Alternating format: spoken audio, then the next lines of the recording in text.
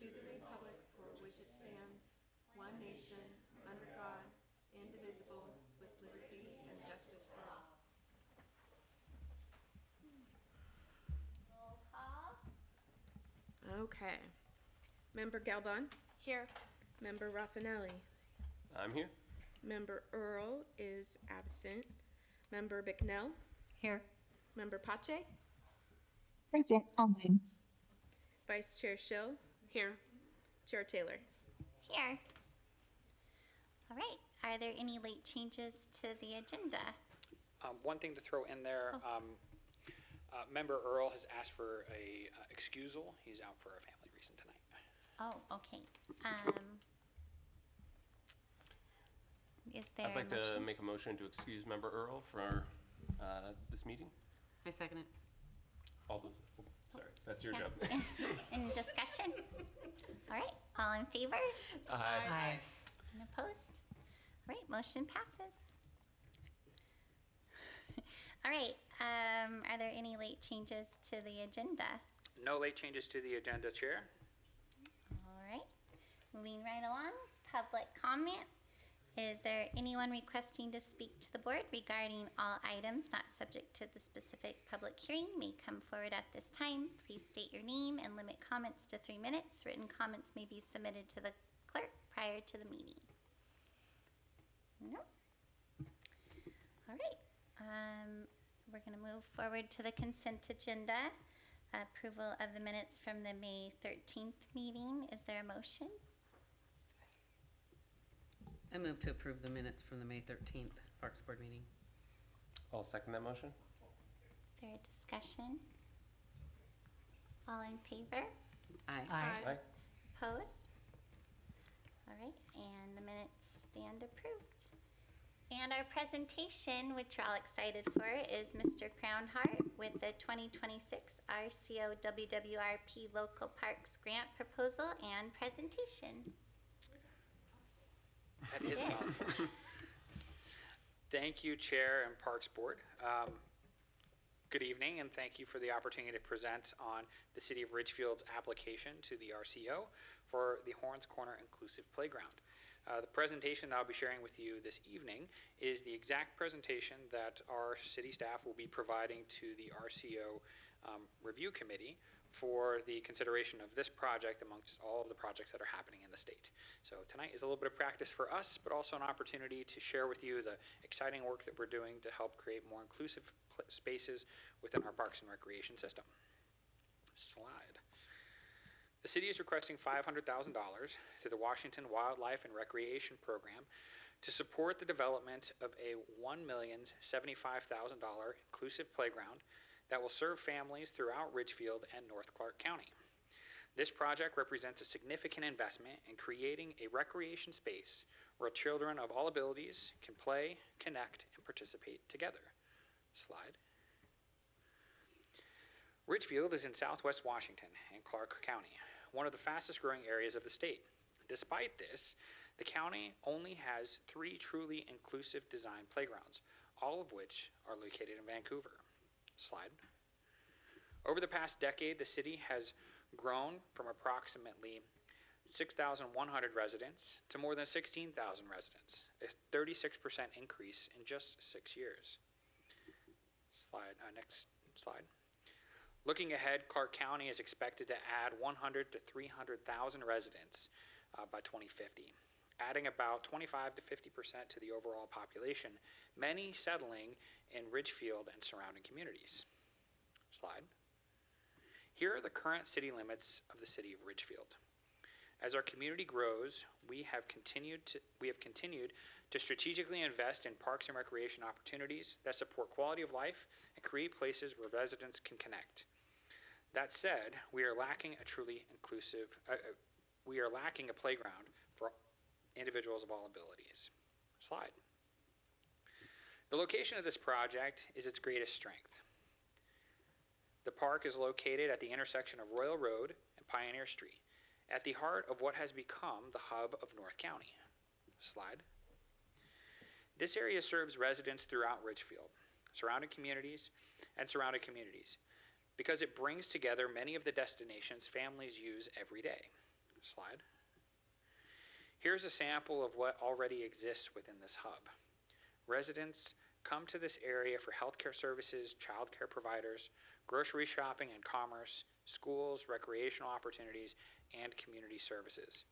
This location matters because an inclusive playground should be part of everyday life. For families with children with disabilities, accessibility is not only about whether a playground meets standards, it's about whether families can easily access recreation while completing the activities that are already part of their daily routines. Horns Corner provides that opportunity. Slide. This project also directly implements the city's adopted plans and priorities. The PROS plan identifies inclusive recreation as essential for the future of our park system, and our engineering standards require inclusive design elements for any playground consideration. This project is not a standalone idea. It's a planned investment identified through community planning, supported by adopted policy, and designed to serve the needs of a growing region. Slide. The Horns Corner Inclusive Playground is designed around a simple question. How do we create a playground where children of all abilities can meaningfully participate together? The answer is an intentional, inclusive design approach. Slide. The project also takes advantage of the unique character of Horns Corner. The design works with the existing landscape by incorporating the mature oak trees, wetland natural features, and existing trail connections into the project. Rather than separating recreation from nature, this playground creates opportunities for children and families to explore, learn, and connect with the outdoors. Slide. The playground has been designed using PlayCore's 7 principles of inclusive playground design. The images shown on these slides and those coming forward are not examples or inspirational images. They represent the actual elements being proposed for this project. Each component has been intentionally selected to fully meet these principles and create a playground where children of all abilities can participate together. Slide. The first principle is be fair. The design includes accessible routes, unitary surfacing, and connected play experiences that allow children using mobility devices and other adaptive equipment to access the same play opportunities as their peers. Slide. The second principle is be included. Communication panels, dramatic play elements, and gathering areas encourage interaction between children with different abilities, creating opportunities for shared experiences rather than separate play. The third principle is be smart. The playground incorporates thoughtful circulation patterns, multiple entry points, and varied activities that allow children to engage with the space in different ways based on their interests and abilities. Slide. The fourth principle is be independent. Ramps, transfer opportunities, and accessible play features allow children to make choices, experience challenge, and participate more independently. Slide. The fifth principle is to be safe. The design considers both children and caregivers by incorporating spaces that support supervision, comfort, and confidence while children explore. Slide. The sixth principle is to be active. Physical play elements encourage movement, balance, coordination, and cooperative play opportunities for children with different abilities and skill levels. Slide. The final principle is be comfortable.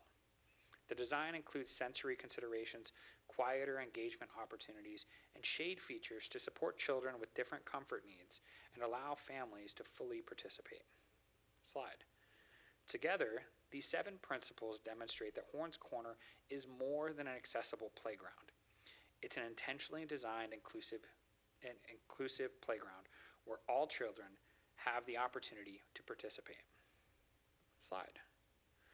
This project goes beyond the playground itself. Our proposal is a complete playground experience, including accessible surfacing and circulation, pedestrian connections, dedicated parking, and overall site improvements. Future phases include a permanent accessible restroom facility at Horns Corner Park. Until that improvement is constructed, The city will provide a clean, well-maintained, ADA-accessible temporary restroom located at the future restroom site at the park. Slide. The master plan of Horns Corner Inclusive Playground directly responds to the community need identified earlier in this presentation. Located within the hub of North County, the project connects residents from Ridgefield and surrounding communities to existing and future trails, neighborhoods, services, and recreational amenities. The design works with the unique character of the site by preserving natural features, including mature trees and wetlands, while creating an inclusive recreational destination for families of all abilities. I believe we're on slide 23. Cool. Next slide. The centerpiece of this project is a playground intentionally designed around inclusive play principles. Through our partnership with PlayCorps, the Horns Corner Inclusive Playground has been certified as a national demonstration site for inclusive playground design, recognizing that the design meets nationally recognized best practices that support access, participation, and meaningful play for children of all abilities. Slide. Inclusive design begins before a family reaches the playground. The project includes dedicated parking, pedestrian connections, and accessible routes that support users with mobility devices, adaptive equipment, strollers, and other access needs. These improvements address existing site limitations and create the infrastructure needed for a fully functional community park destination. Slide. The proposed playground is the first major active recreation improvement within the broader Horns Corner Park Master Plan. Future phases will build upon this foundation with additional amenities, including a permanent accessible restroom facility and other community recreational features as part of a coordinated long-term vision for the park. Slide. The total project cost is $1,075,000. The city is requesting $500,000 through WWRP and RCO, and contributing local funding along a $200,000 PlayCorps grant contribution. This partnership approach allows state and local dollars to stretch further while delivering a high-quality community investment. Slide.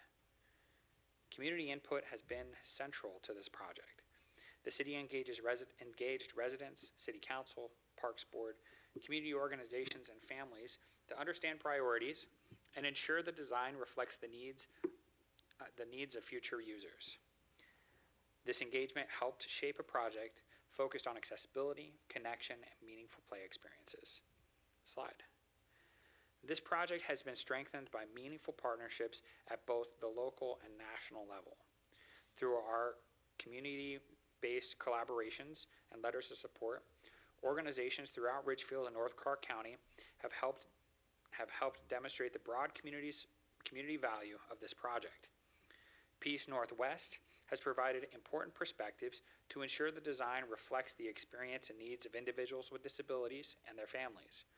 The Port of Ridgefield, Pacific Soccer Club, and Ridgefield School District have provided letters of support recognizing the importance of creating inclusive recreational opportunities that serve families throughout our community. These partnerships demonstrate that the project is not just a city investment, it is a community-supported effort. Slide. That said, this project represents something much larger than a local playground investment. Through our partnership with PlayCorps, WRPA, the Washington Recreation and Parks Association, Great Western Recreation, and Game Time, Horns Corner has the opportunity to become a nationally recognized model for inclusive playground design. The National Demonstration Site designation means this playground is not just built using inclusive design principles. It becomes a place where those principles can be studied, evaluated, and shared with communities across the country. Through PlayCorps' Center of Outreach, Research, and Education, or CORE, Horns Corner will serve as a learning and research site that helps advance the future of inclusive playground design. This is a unique opportunity for Ridgefield. Our community will gain access to a world-class inclusive playground, while the broader parks and recreation field will gain valuable knowledge that can improve future playgrounds nationwide. This partnership also provides a $200,000 contribution towards construction, allowing state and local investments to go further and helping the city deliver a high-quality project for our residents. Slide. Sustainability is reflected throughout the project. Environmentally, the design with the existing character of Horns Corner are preserving natural features and incorporating responsible site improvements. Slide. Socially, the project creates a place where children and families of all abilities can connect, participate, and build community. Slide.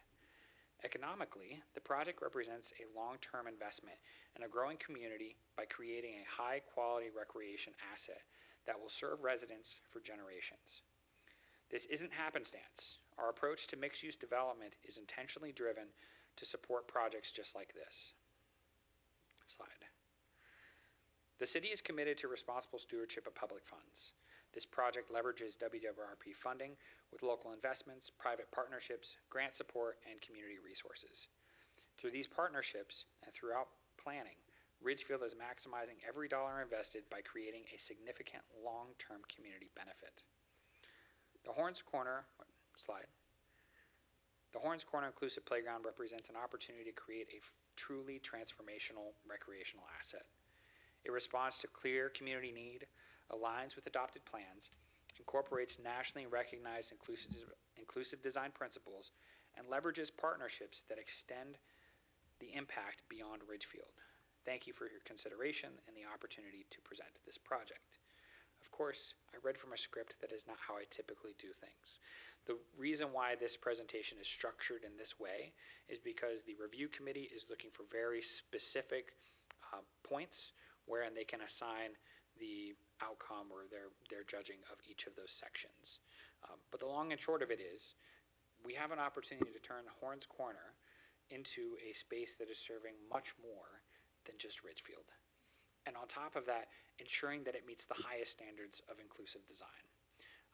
One of the big benefits here is, as part of our 2026 budget, Council approved $375,000 to go towards this project.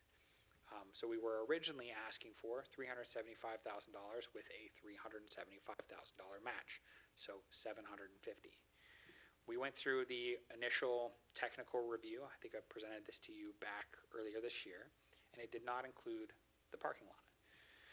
So the feedback we received from the committee was, you should really have a parking lot.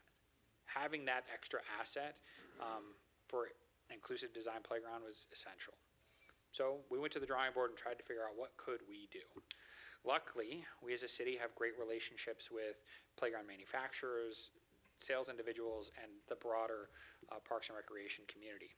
So we started researching, and we found that Playcorps was looking for parks and municipalities in the state of Washington to serve as a national demonstration site. We went through their application process and were selected as an opportunity to serve in that place. So with that comes the, of course, design of the playground, but more importantly, the $200,000 match. The benefit here is that $200,000 match can serve as the match for RCO.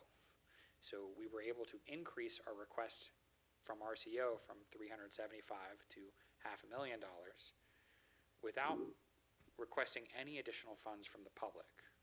So we are essentially taking $375,000 and turning them into $1.1 million, which is a significant opportunity for our city, while at the same time creating a space that is going to serve well beyond our borders. So with that, I'd like to turn it back over to you, Chair and Parks Board, for any questions, comments, or thoughts on this overall project that we're going through. So I had two questions. One was, you just mentioned the $200K from Playcorps, but it said 47% on slide 27, I think, which also it said 47% for the $500K on the left there. So I wasn't sure if that number was right or if they just was a typo, if it's like 47% of some other part of the budget. Oh, yeah, that is a typo. Thank you for pointing that out. That is a typo. The 47% is For the 500. RCO's contribution to it. Play course would be a different amount.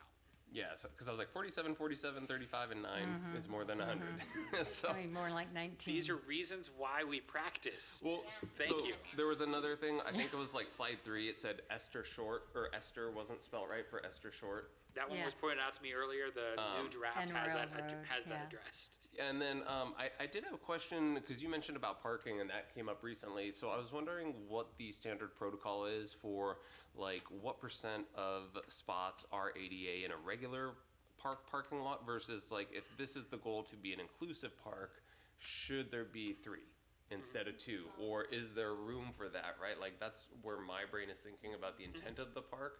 Like I already see tons of people parking at 8 Cow and walking down with ice cream.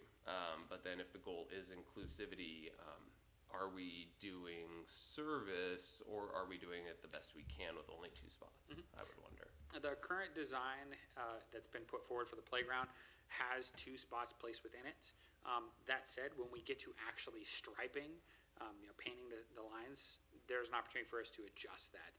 That's been a consideration that we've been thinking about as a staff, and we'll definitely be taking into consideration when we actually get to construction. But Is there there are something- minimums. There are minimums that the city requires. The 2 fits within that, but I think having more is a valid consideration. Is there something that would need to change in the curbing and the sidewalk in order to accommodate that? Yes. Okay. So all of that is taken into consideration in the design plan sets that we already have in hand. Okay. So it's already been surveyed, reviewed, the plan has been put together of what that adjustment to the access to that parking lot would be, the grading, the groundwork, the stormwater drainage, all of that has to be taken into consideration and has already been put into that plan itself. So now we've got the blueprints in hand. Now it's just getting the funds so we can go out and ask someone to build it. Is the Playcore National Demonstration Site something that there are other examples of those across the nation that we could have as a reference to understand this phased approach? Because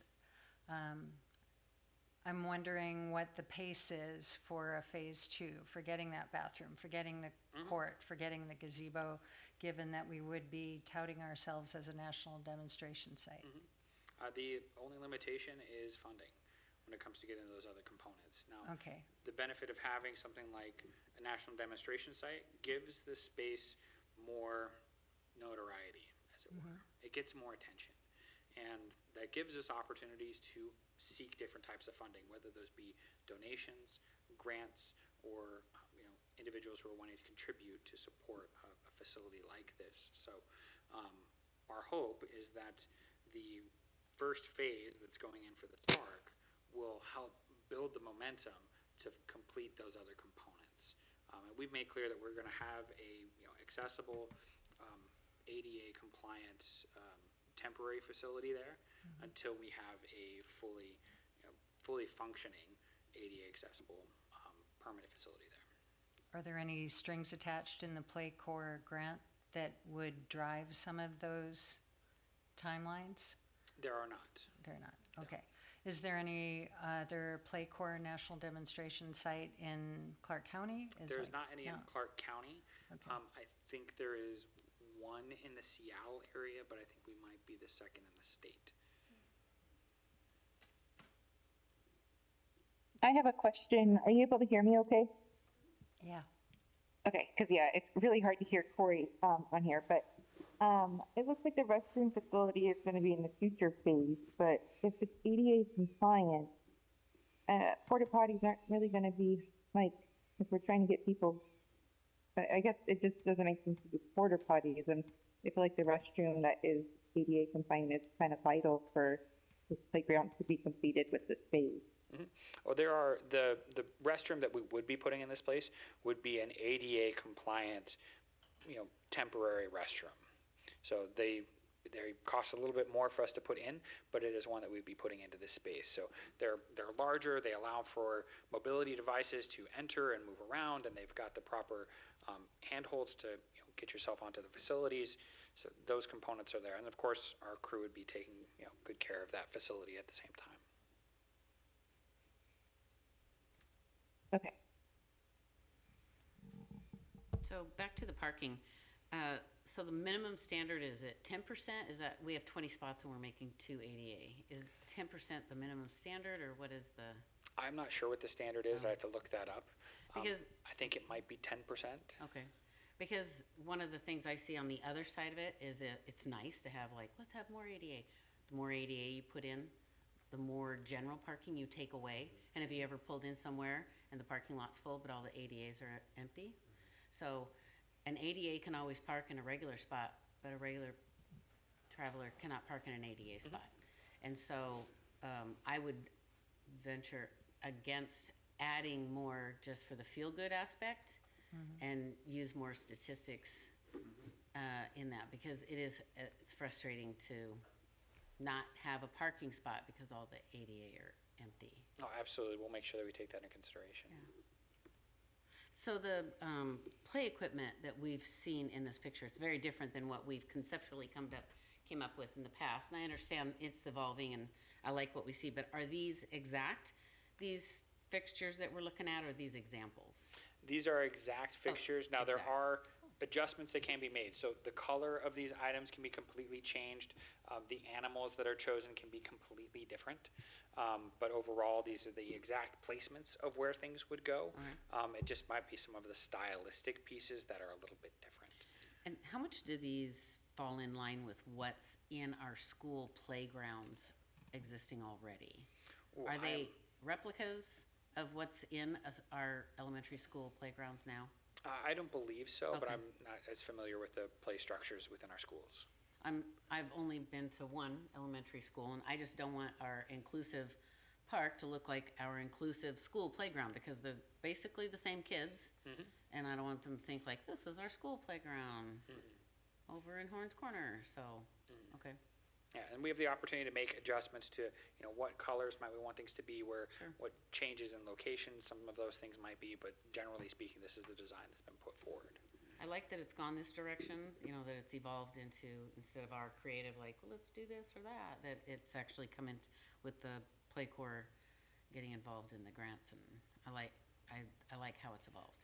Yeah, and they've Those are my comments. they've done a good job of helping articulate how each component contributes to the inclusive design principles and those 7 best practices, right? Those things are you can count where those things are on the play structure, which is beneficial in terms of helping study, but also for allowing that different type of use. For example, having spaces where kids can do dramatic play, and creating those spaces for someone to jump into an experience creates connections between youth who are having different types of experiences. Those types of things really help build the social and emotional learning of youth within this type of space. Well, and it falls in the guidelines of us getting the money. That too. Okay. All of this is Yeah. all of this is helping to make a stronger case for RCO of why should Art Ridgefield be selected as a project when there are dozens of other communities asking for different types of projects. This helps build a stronger case for us. Is Kristen Lashwa our grant writer for all grant writing, or is she specialized in just parks, or does she do grant writing for like our sidewalks and She is grant writing for the entire city. for the whole city? So, and she leads the grant writing, but there are staff members that jump in and provide Okay. that subject matter expertise. Okay. So for this application, her and I worked extensively on putting together both the application, the presentation, and the script. And actually, Christian Lashwa will be the one doing this presentation. That's why her name is at the end of it instead of mine, because I actually serve on the review committee for this grant. I have to recuse myself for this particular project, but I'm getting to see what everybody else is doing at the same time, which has All been right. deeply interesting. Thank you. Part of the reason I was asking about referral to other Play Corps national demonstration sites is because although we may not have one in our community, we do have some amazing inclusive playgrounds in our community. So I'd be curious to know where Play Corps ranks in the kind of fixtures and design ideas that they bring that would be different than and on par with what we see at Esther Short Park with that fantastic new playground that's there, yeah, the as Harper's well Playground. as Chelsea Anderson. or what is it called now? Is it still called Chelsea Anderson down there by Marshall Center? Is it called Marshall Park now? Okay.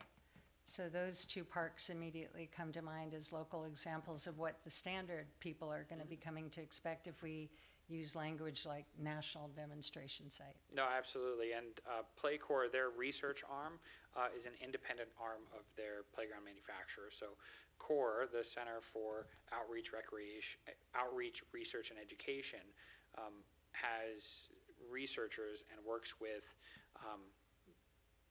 academics across about 25 different universities across the country, including University of Utah, where they utilize place-based data and go to their national demonstration sites to collect data to improve those sites and then apply what they're learning to what may be happening in the future for our industry for Parks and Recreation. So, and they're independent of the sales arm of Playcore. So these are not sale gimmicks. These are research, evidence-based studies, peer-reviewed studies that are showing that these spaces are creating those outcomes for children.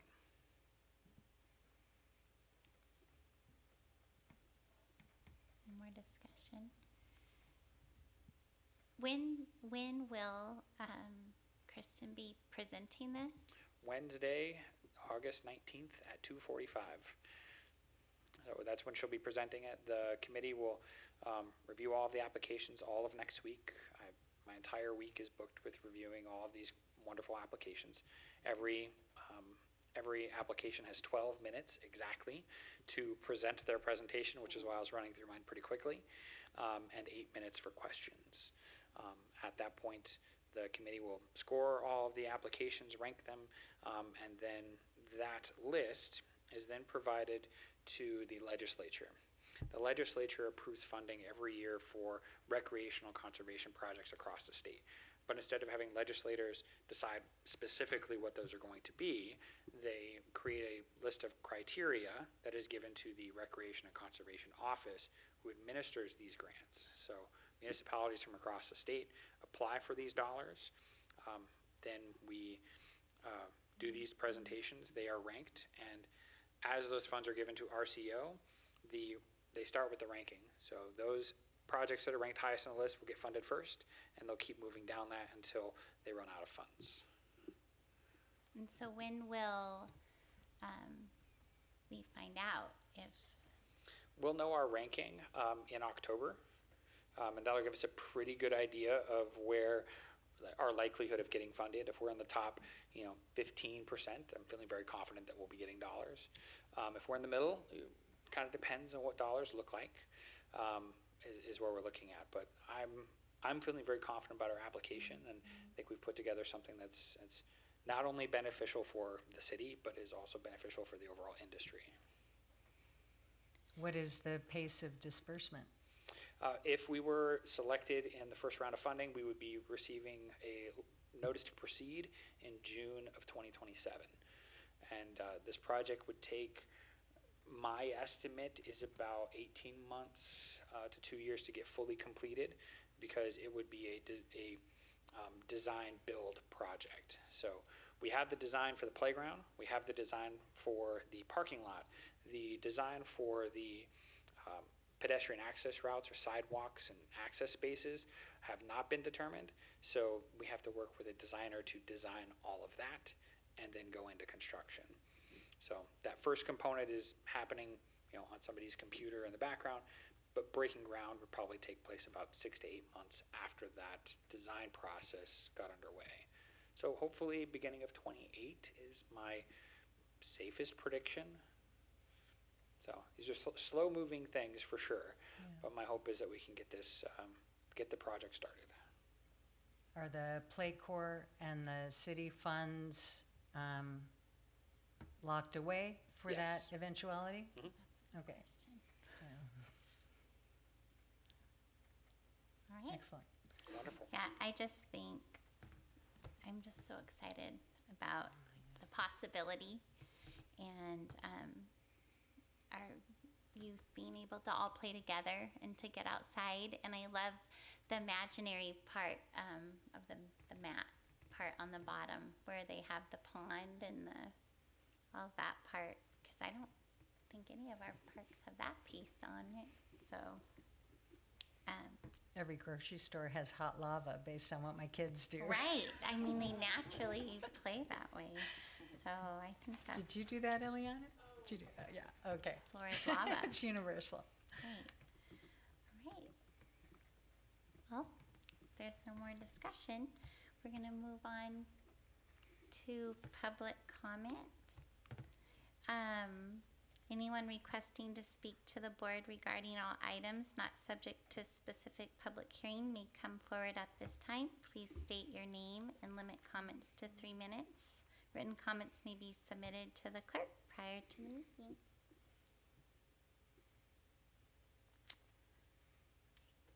Staff reports.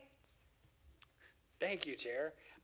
My staff report is a little longer than usual. And part of that is, it's been a while since we've seen each other. So I want to give you guys a full update on things that are happening in Parks and Recreation, and some exciting updates happening for Parks too. First, let's talk a little bit about what has been happening at Council in terms of Parks and Recreation. On May 14th, the City Council awarded the contract for the construction of the Ridgefield Community and Recreation Center to Tappanee. So our team is working with them to get the site plan finalized and start mobilization so that we can actually break ground on the facility this winter. On May 28th, City Council awarded a contract to Cummings Group for the construction management contract of the Community and Recreation Center. Of course, this is a large 43,000 square foot facility, and while our staff are very capable and competent in doing our work, that is a giant project. So we've contracted out some of the construction management components. Those are inspections, the team that is going to the site and making sure that they're following the plans as clearly and specifically as they need to, as well as addressing any challenges that might come up. When constructing anything, things on site sometimes are a little bit different. So how do we navigate that? That's what that contract is for. On June 11th, City Council had a presentation on the Community and Recreation Center capital campaign. We contracted with Pacific Northwest Fundraising to assess the viability of a fundraising campaign to help fund the community center. The results of that report were provided to council, and from there, council has instructed staff to start putting together a capital campaign to go out and raise the funds for our community. August 8th, City Council had a study session on our Envision Ridgefield 2045, which is our comprehensive plan, and one of the components that was discussed in there is the Parks and Recreation component. So those are the things that have taken place on the council level. Things that are happening for parks. Here's our report out. The Parks, Recreation, and Open Spaces Plan. We've talked a lot about this last year, and our consultants are McKay. They are working to inventory everything within our parks, all of our where is everything, what are the amenities in them, what neighborhoods or areas do they serve, what's the status of those parks and trails, are there aging infrastructure that are within them, all of those things they're doing. They also helped us with the city bus tour that we held on July 2nd. So if you were fortunate enough to be with us on the bus, we drove around the city for 3.5, 4 hours talking specifically about parks. It was the best day ever for me. I was so excited. But we got to go see a number of places within the community and have those conversations with Council, Parks Board, and Planning Commission on what are the things that are valuable to you. And a lot of that information has helped, will be going into the final report for the Parks and Recreation and Open Spaces Plan. This week, we are conducting focus groups for the Parks, Recreation, and Open Spaces Plan. So we're meeting with, this morning we met with representatives from youth athletics across our community to get their take on Parks and Recreation, what's good, what's bad, what's our opportunities for growth. And this is not just our physical infrastructure, but also our programs and recreational opportunities. Tomorrow we'll be meeting with an internal staff panel that does not include myself. They're individuals who work in the city, who work in different areas, to help understand how does Parks and Recreation impact their work and what are their specific feedbacks on how Parks and Recreation should move forward as a city. We'll also meet with a economic development group, so this will be the Port of Ridgefield, Chamber of Commerce, Main Street to get their take on economic connections between parks and their entities. We'll have a fourth focus group that's focused in on culture and community engagement, and we're currently organizing that group, and they should be meeting in the next couple weeks. These are virtual focus groups. They're not open to the public, but they're an opportunity to get that feedback. Which brings us to we need public input as well. So we have an open house scheduled for the Parks, Recreation, Open Spaces Plan. It will be right here in this room on September 9th, and you will probably know that that is the second Wednesday in September and our next Parks Board meeting. So that meeting will be the open house will be from 4:30 to 6:30. 6:30 is when our Parks Board meeting will start. So there'll be a good opportunity to invite people to come in and put stickers on the board and give us ideas and let us know where they want Parks and Recreation to go long term. Do you have any questions about the pros plan? Perfect. Ridgefield Community and Recreation Center. You guys probably heard we are building a community center, 43,000 square foot, beautiful facility. We're so excited. But it's a lot of work. There are really 4 major components of this project that city staff are working through, and there's not a department in the city that is not impacted by this work. So the capital campaign is the fundraising arm, so building those relationships. We're working through phase 1 of that capital campaign, which is talking to high wealth individuals and foundations to secure naming rights donors to support the facility. We're preparing to move into our second phase of that project, which will include the development of the more capital campaign team and capital campaign cabinet. More work on that will be shared with you next month, but that's what my time is being taken up with right now. 2 is the actual construction of the building. And we have a wonderful capital projects team who is working with our construction management team as well as Tapany to get the mobilization moving, make sure the plan sets are finalized, and start with procurement of all of the different components that go into the building, including where are we getting the pool, where are we getting the steel beams, where are we getting bricks, all of that stuff they've got to work out. And I'm so thankful that that is not my expertise and it's theirs instead. Finance and legal, there's a lot of agreements that have to be negotiated for a facility like this, whether it be the operation of the facility, the land lease of the facility, our private partner who is helping support the development of it, and a variety of other things that have to be worked out. Our team in finance and legal are working diligently to make sure all of those are in place. Finally is the actual operation. At the end of this, we have to run a building because we have to breathe life into it in some way and have staff who are lifeguards and sitting at the front desk and giving personal training, and somebody's going to do a yoga class, and we're going to have cooking classes. All of these types of things we've got to figure out how to staff and get prepared for. Right now, our approach is to solicit individuals or solicit firms to operate the facility on the city's behalf. So we're looking for a contractor to run the facility as the city. That contract was put out in May, and it closed on July 15th.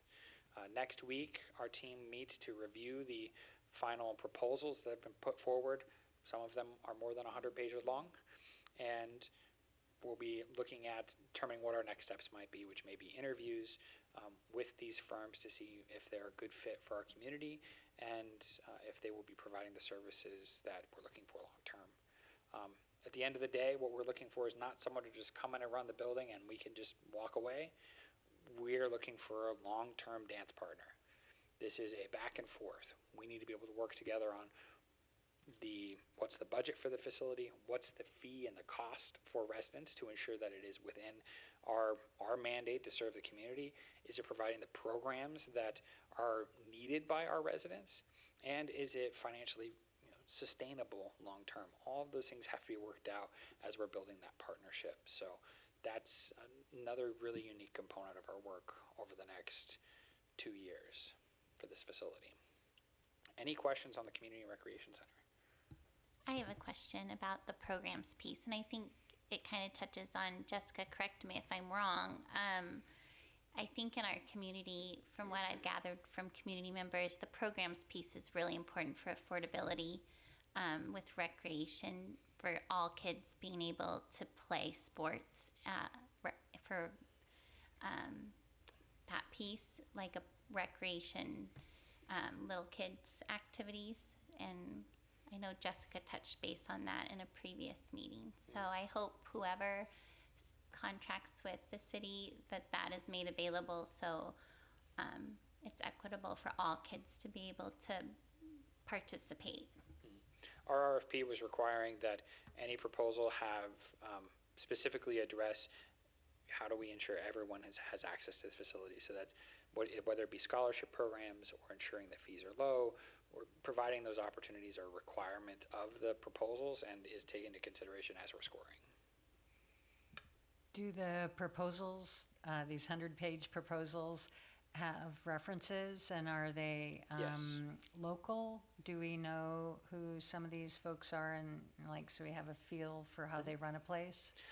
The proposals that we've received were nationwide. So Okay. some of them are nationwide service providers. Some of them have facilities here in the Pacific Northwest. Some of them don't. But the other municipalities that they serve are on their reference list, and our procurement team is following all the procedures to make sure they're following through on those references as well. Terrific. Great, and I guess I also just want to touch base with the aging community also, that they too are able to attend the water aerobics classes and the cooking classes and all of those things. Senior programs have been a key element of whatever program ends up being in this facility. Any other questions?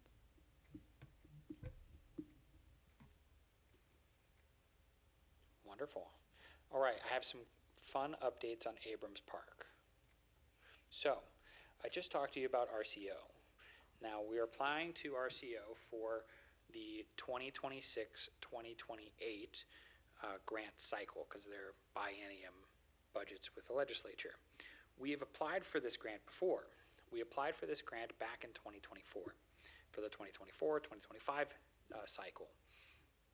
We specifically applied for Abrams Park and Boyce Park, both of which scored a little bit lower on the sheet than we would have liked. So we were not chosen for the first round. The way this grant fund works, if municipalities are unable to fulfill their projects or they decide not to move forward with them, the funds are not just disappeared. They stay in that fund, and then they move on to the next project on that list. Abrams Park has been selected to be part of that next round, which is very exciting. That was one of the best phone calls I've gotten in a long time. It was great. Yeah. So with that, we've already spoken to the city has come together, and yes, it is something that we can move forward with in this next year. So we are starting the design work now, and we'll be looking at construction sometime in 2027. We have 2.5 to 3 years to get the project complete based on their timelines, and the project would include 3 new picnic shelters down at Abrams Park, the replacement of the removal and the replacement of the toddler play structure in Abrams Park. Right now the plan is to remove the play structure that's down there, and the new toddler play structure would actually be moved to be next to the large play structure in the park. In there, it would have the pour-in-place rubberized surface for the toddler playground. We would remove the wood chips from the large playground, and it would become pour-in-place surface as well, which is very exciting because it makes that space much more accessible and deals with the drainage issue that we've had there for a long time. It includes some trail improvements as well as pedestrian access routes or improved sidewalks to make sure that there's accessible access to the restrooms. As many of you know, it has driven me crazy that we have a ADA compliant restroom that goes through a gravel lot. So it will pave that space to allow for individuals with mobility devices to get to those restrooms much more easily. With that, we are actually going to be taking the funds that we have set aside for Onslow Nature Playground. And we've had a small amount that's been there. And our challenge this last year has been, how do we get those dollars to work properly and not have them all go towards mobilization? Our benefit here is by taking those funds and putting them with this project, the mobilization can be taken care of by the larger grant, which means that the dollars that were donated by a wonderful family that made this park possible will be going more towards the playground and improving Onslow nature play as opposed to the administrative components of this park. We're able to stretch those dollars. Unfortunately, that does mean that the project would have to take place next year, but it helps make sure that we're going to provide a meaningful improvement to Onslow nature play as opposed to putting something small that is not representative of the support that the Onslow family has had to this project. So, does anybody have any questions about Abrams Park? So what I heard you say is the Onslow Nature Play Park is not included in the Abrams Park grant. No, it is. It is. It is. We're able to tack it onto it. So we're taking the funds that were contributed by Onslow family, and we'll be using that. We'll be adding it onto the project for next year. Okay. But it means that the administrative expenses won't be covered, won't be coming from the Onslow donation, Okay. which allows us to do more within that space. Okay. And we don't have any kind of proposal of what that space is going to look like, though, correct? The design that The we design. discussed before is what we'd be looking at, Okay. Thank you. of course. Oh, and I didn't say the overall budget for that project. It's $1,284,000 for the overall project. It's a big park. Could you remind me, does that take care of the parking lot? It does not. Sorry, okay. Because the overall budget Sorry, for I know, the I know. entire it's- park improvement would be about $9 million. Yeah, So this is yeah, I a know. substantial step forward in parts of it, but not all of it. Does it cover the signage for up above with the disc golf? It does not. Okay. Does Does, it, in- oh, sorry, go ahead. does it include a pickleball court? No. Can we readdress that in the future, or is that a closed door? The current master plan does not have a pickleball court within it, so there would have to be a new master plan if that were to Okay. take place.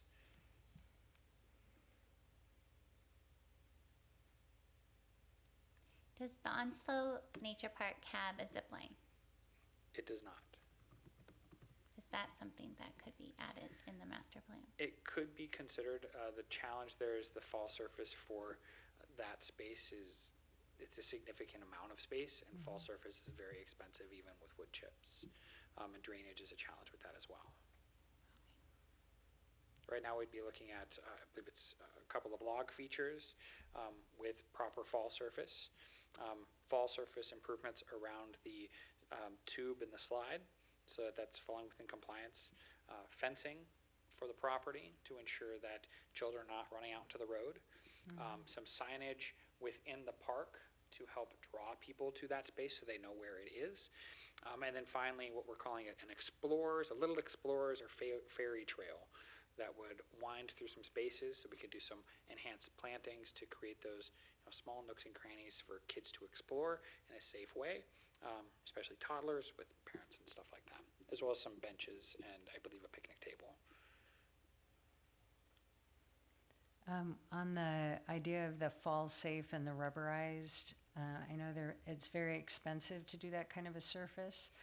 And I'm wondering if there is something you're aware of that might be less expensive and a little more durable. It's something that when we were down at the Vancouver waterfront, the play area down there, it's just completely falling apart, that rubberized surface already. And so if there's a lesson we could take from that and go a less expensive and more long-lasting route. I was gonna say Storybook Hollow Park is already ripped up Oh, my under the heavens. slide, like the Those- rubber I- there. The benefit there is those are currently under warranty, and those Yeah, and until they're and we not. maintain I that we mean, maintain that warranty, and we've been inspecting it to make sure that it's been installed properly. So those locations, the spots at Storybook Hollow that are deteriorating, are because of improper installation, which is what warranties are for. So we are working to ensure that those are properly repaired and put in place correctly. But that is definitely something we take into consideration when installing these spaces, as well as teaching making sure our team has the skill set to fix these when they do deteriorate, because eventually they will. But if they prematurely fail, then it's a conversation of warranty. So what do we have to do to the master plan to get more play in the nature play park that doesn't require soft landing surface? Now, the fall surface for the nature play park does not have to be the rubberized pour-in-place surface. In fact, for a nature playground, that simply wouldn't make sense. Doing the wood chips would be more appropriate. Current CPSI and ASTM standards require a 8 to 12 inch base of engineered wood fiber underneath all of those play structures, within 6 feet of the edge of all of those, which is one reason why a zip line is very challenging, because that is a long line of 6 feet, so 12 feet on either side and on either end. So the expense of that is fairly significant. Plus there's the drainage that's required for those as well. Otherwise they prematurely deteriorate as well. So fall surface is fairly expensive even when it's engineered wood fiber. So there's ground level zip lines though. I mean, we're talking about where there is no fall distance. They're kind of like level zip lines that go just left to right. It's kind of like you sit on a seat and you zip across from one end to the other. There's no more of a fall distance than a chair. Yeah, unfortunately those are the standards for the CPSI. Is to No ensure matter that- what the distance, no matter what the height Yeah. of the fall is, even if their feet are on the ground. Yes. I have slammed into the ground riding on one of them, I have to admit, and it was but Straight it just across. started ripping, and it was fun, but Were you supposed to be doing it as an adult, Beth? I think so. Okay. I think Okay. I probably would try it out. Yeah, I would too. Of course I would. it was super We're all fun. kids at heart. Speaking of things that are super fun to try out, if not a zip line, is there like a suspension bridge type of thing? I loved a nature play as a kid that had a little wire suspension bridge. Right, definitely an interesting idea, something we could explore. And the other opportunity here is, just because we do some improvements now doesn't mean there's not opportunities for more improvements Okay. later. And I think that's been a key component of it. There's been conversation of having essentially a dry creek bed built into the space. Some of that would not be part of this initial component, but we want to find ways to put that in later. It's just finding potential partners to help create those things. But making sure that we're working with the Onslow family to ensure that what is being put in there with the dollars that we have is in line with their wishes. Is Okay. there an opportunity to do a fundraiser that adds to the Abrams Park pot? Absolutely, there would be. The staff time component is something we'd have to talk to, city staff and leadership to see if we've got the capacity for that, but there's definitely opportunities that we're exploring. Okay.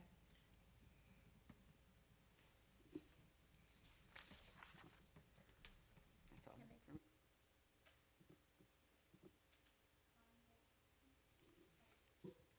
Wonderful.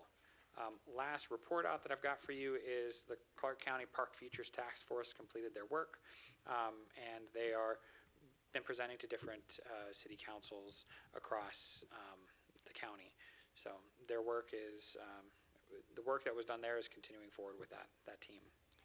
Can I bring something up about that? Please. Have you talked to Ross lately about like the most recent stuff from our last meeting? Because it was just yesterday. Since yesterday, no. Okay, if you want to write this down to look up, because this was something brought up, but they brought up RCW 35.61.250. It's the Territorial Annexation Authority petition for metropolitan park districts, but I don't know if that's going to throw a wrench in the county's plan and maybe make us think of something for ourselves in the meantime, because it says that if you want to annex someone, you only need 25 signatures. Unless it's a city, then you need 20% of the population to sign a petition, which is a huge threshold for like cities to be annexed by the current metro park district. So 20%, it was made back in like 1907. When 25 or 20% was a lot easier number to get people to sign off on, but for us to become part of the park district that exists now, we would have to have 20% of our population sign the agreement just to get it on the ballot. So I don't know if they're going to try to talk to legislators to get this amended or fixed, but if you want to check that out, that might be worth putting something in place for our city for seeking funding models in the meantime. Worth taking a look at for sure. Thank you. Things coming next. Our next meeting is on September 9th. We're also going to be having our open house for the pros plan. And then we have our October meeting on October 14th. My get outside message: school is about to start back up, which means you will see children walking on trails and sidewalks on their way to school. So beware of the changing patterns of pedestrians, and as you're driving around our community, please make sure that you are aware of your surroundings and practice safe driving practices so our kids can get to school safely and get home safely, and of course make it to our park safely. Lastly, I did want to share one piece of personal news for you.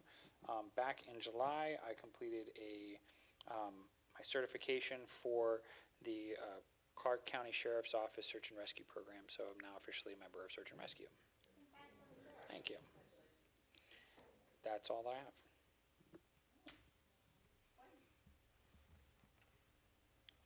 I just had one comment. I guess it can I raised myself up so you guys can see. My feet don't touch the floor, so I have to sit because this thing, sorry. The geofencing, I just found out that you have a company, Corey, that you've reached out to that's creating like geofencing where we can get data of where people visit and how often they visit. And it was used on the 4th of July. So I thought this is a very exciting tool to have in that we can see creation, we can actually see how many people are visiting each park, what day, what time. And I don't know if that's something that we have, if it's a one-time, like you have to pay per day, or if it's a company that we contract with that we pay and we can get that information anytime we want. But I think that's pretty exciting that this information is available to us. It's a positive way of using Big Brother. That's staff have been researching ways to maximize our utilization of parks and trails. Yeah. And we reached out to a firm who does work like this and provided us a demo and some preliminary data on specifically Overlook Park. It didn't provide us data on the 4th of July, which was very compelling data. So we've put together a budget proposal that'll be considered by our budget committee and go through that process, but we're definitely looking at those components. Anecdotally, I'll share that the data I got from Overlook Park was incredibly compelling. We looked specifically at what was our attendance for Overlook Park in 2025 in May and June specifically, just those 2 months. And there were 9,100 attendees to Overlook Park. Awesome, great. So what was the attendance for Overlook Park in May and June of 2026? I'll note that the only difference with that park is that the splash pad was open. The increase was twofold. 18,300 people visited Overlook Park in May and June of this year compared to 9,100 the year before. That's 9,000 more people visiting local businesses. Yeah. That's 9,000 people coming to our downtown. That's 9,000 people building relationships and connections in our community. So those are the data points that it's interesting. So there's more opportunities for that, but of course it's all things for us to consider of how do we pay for it, what do we want to do, all that type of stuff. Yeah. I was excited to hear that it was used and that it's a tool that we can use in the future. Potentially, it just comes down to cost and priorities for city council to consider. Okay.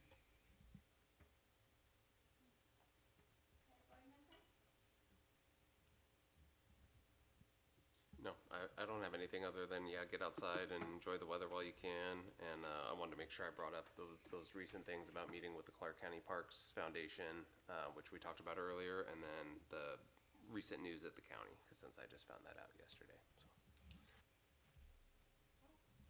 So. I would want to thank you all for going on the tour in July. I'm sorry to have missed it.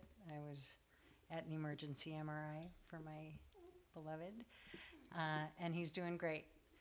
And on the 4th of July, I used our trails to get down into Abrams Park and drive the float for the Opus 20th, which was really wonderful to be a part of. But I would encourage everyone to use that trail and connect up with what's going on through the what is it, G Creek Village there, and then be able to go up through Bertsinger. The developer has finished doing that little trail up through Bertsinger, and it's really lovely to be able to get back into that canyon now. And so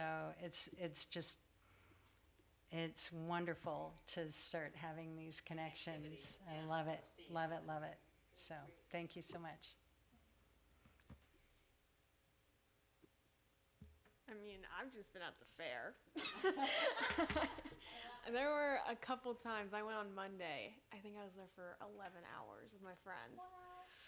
Yeah, but there were a couple times on Monday where I thought I was going to free fall out of my seat and I thought I was going to die, but it was fun. So it's okay. But there were a couple times I was like, okay, I've been upside down for about 20 seconds now. I don't really know what's going on, but I mean, Defying gravity. I guess. I guess, barely. I'm glad you've had a But- great summer. I know, it's been packed. Oh my gosh, the fair has been packed. But it's great, and the weather's been so nice this week to be going. And we get you for one more meeting before you head to college. Yes. Well, I went today on a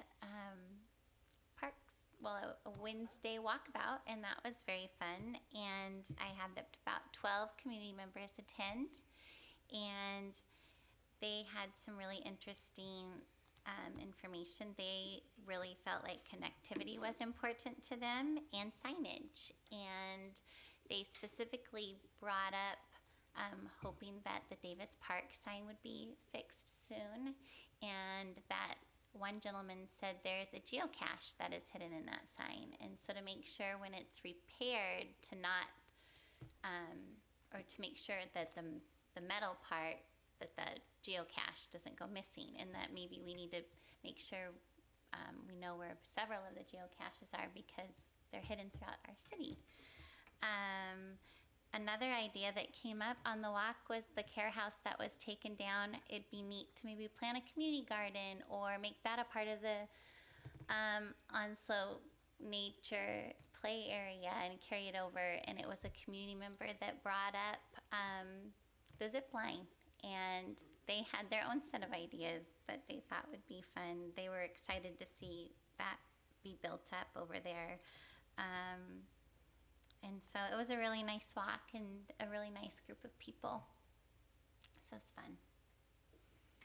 Could the geocaching be a part of McKay's inventorying responsibility around our city? Unfortunately, the scope has already been written, so that component wouldn't be in there, but that's definitely something that staff can take a look at. Yeah, I have no idea where they're at, but Yeah. that was news to me. I didn't know one was in that sign. So, all right. Well, if there's nobody else that has anything, we will adjourn our meeting at 7:41.